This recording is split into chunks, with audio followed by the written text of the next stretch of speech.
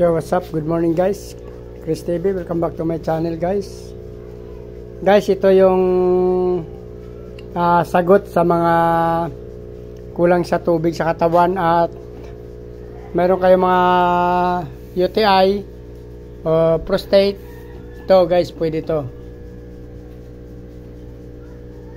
Maganda to kasi dagdag ng ng tubig sa katawan. Since ako kasi dati ako nagkaroon ng UTI, kaya palagi na ako bumibili ng mga pakwan. Meron pa ako dito guys na niluluto na mais. Ayan guys. Kumukulo na siya guys. Kukuhanin ko yung tubig. So ito guys yung mais ko guys. Yung ito yung mais nilalaga ko. Tapos yung maraming tubig kasi yan, tinanggal ko na yung kalahati. At inumin natin guys. Panlinis sa ating mga pantog. Lalo na ako dati ako nagka-UTI guys. Kaya buti gumaling na ngayon. Medyo clear na. Pero hindi pa rin tayo tumitigil sa pag-inom ng ito guys oh. Yan yung sabaw ng mais na natira. Kasing thermos ko. Nagdala pala ng aking kasama doon sa trabaho. So dyan ko muna siya nilagay.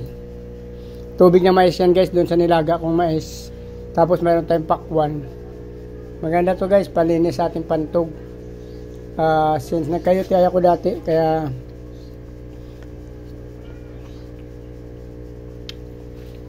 kapag may maluwag ako sa pera, bumibili ako ng pakwan, mais.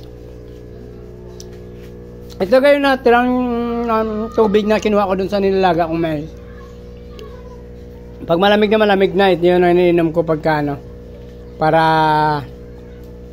medyo iwas na tayo sa gamot. Mga synthetic kasi mahirap. Ito na yung maganda kasi to herbal to.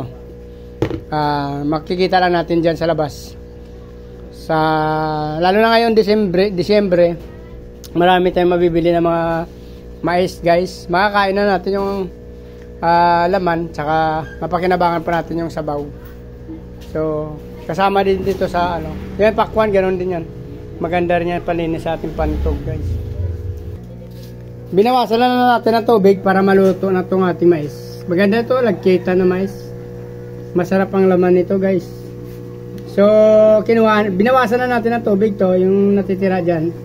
Yun na yung panlaga natin talaga ng tuluyan sa ating mais. Hindi tayo naglagay ng asin para iwas na rin, kasi since para walang alat tayo makakukuha. Yan o. Kahit matabang na, okay lang yan. Mas masarap ngayon. Iwas na tayo sa maalat. Since medyo magaling na yung aking UTI, baka bumalik pa. So hindi natin nakakalimutan bumili ng mais, kumain. Kakainin natin yung laman, yung tubig, inumin. Mas ganda. Yan o. Pakwan at mais lang guys. Huwag na kayong mag-synthetic na gamot sa butika kasi okay naman, pero huwag na always synthetic kasi medyo mahirap din. Lalo na yung mga capsule kasi mahirap minsan yan sa tunawin sa ating bato. Maganda to panlinis ng bato sa pantog guys. Yan. Please like para subscribe guys. Dito na lang muna sa hindi pa nakasubscribe, pindutin na subscribe button guys. Sama nyo notification bell para updated kayo sa mga video na i-upload ko araw-araw. Maraming salamat guys. Mabuhay kayo hanggang gusto nyo. Bye bye. Merry Christmas.